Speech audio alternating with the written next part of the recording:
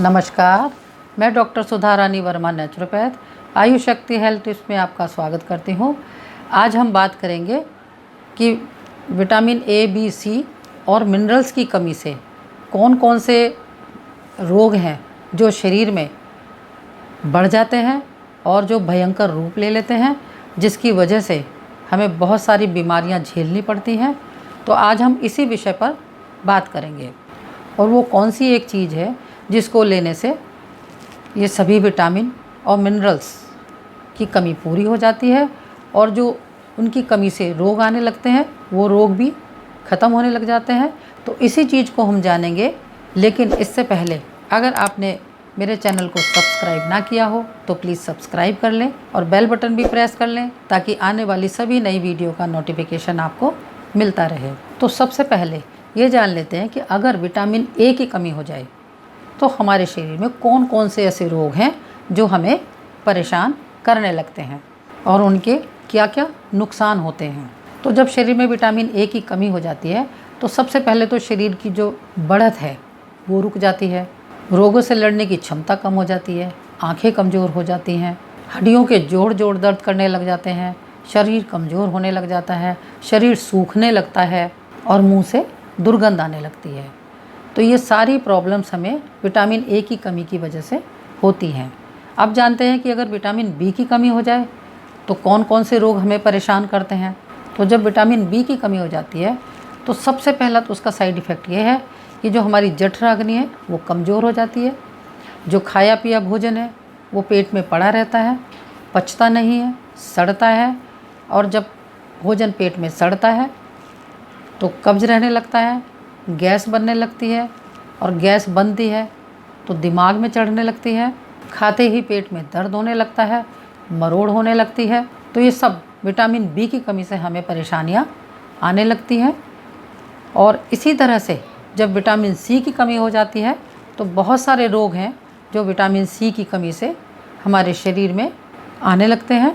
तो जब vitamin C की कमी हो जाती है तो सबसे पहला तो यही होता है कि हमारा रक्त दूषित होने लग जाता है और आंतों में छाले पड़ने लग जाते हैं, जोड़ों में ऐंठन व दर्द होने लग जाता है, डाइजेशन खराब होने लगता है, स्किन प्रॉब्लम शुरू हो जाती है, मसूड़े कमज़ोर हो जाते हैं, पायरिया की शिकायत रहने लगती है और मुंह से दुर्गंध आने लगती है। तो ये जितनी भी प्रॉब्लम थी ये सारी प्रॉब्लम हमें विटामिन ए, बी और सी की कमी से होती थी।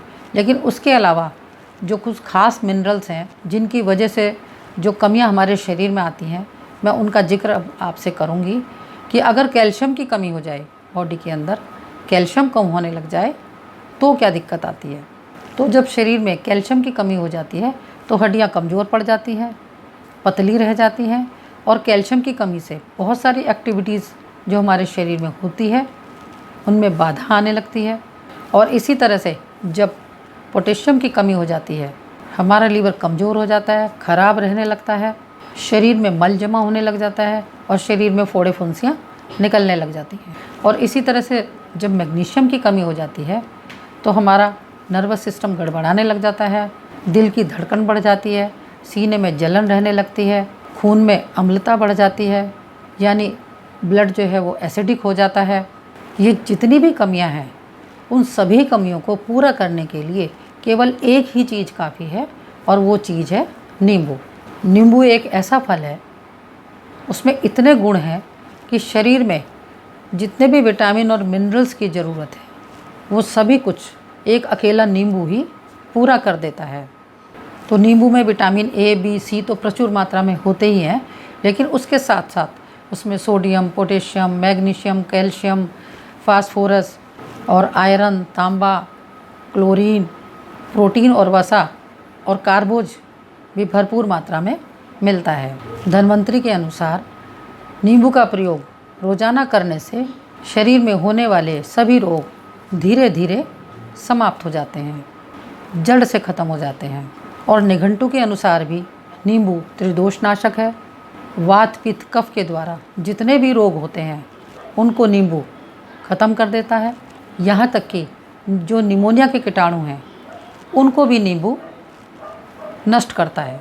अगर रोज़ाना 1 गिलास गुनगुने पानी में 1 नींबू सुबह और 1 नींबू शाम को पीते रहें तो शरीर में जितनी भी विटामिन और मिनरल्स की ज़रूरत है वो कमियां सिर्फ एक इस नींबू से ही पूरी हो जाएंगी और शरीर स्वस्थ रहेगा। बस एक बात का विशेष ध्यान रखना है कि जब भी हम नींबू का प्रयोग करें तो वो ताज़ा हो और बिल्कुल पका हुआ और पीला हो। ऐसा ना हो कि पुराना पड़ा हुआ नींबू हो, हरा हो, बहुत दिन से पड़ा हुआ हो। तो जो इस तरह से पुराना नींबू पड़ा हुआ हो जाता है तो वो अक्सर गला ख़राब करता है और नुकसान करता है। तो इसलिए ध्यान रखें कि हमेशा ताज़ा ही नींबू प्रयोग में लाएं। आज की जानकारी बस यहीं तक। अगर आपको मेरी जानकारी पसंद आई हो तो मेरी वीडियो को लाइक करें, शेयर करें और मेरे चैनल को सब्सक्राइब ज़रूर करें। नमस्कार, धन्यवाद।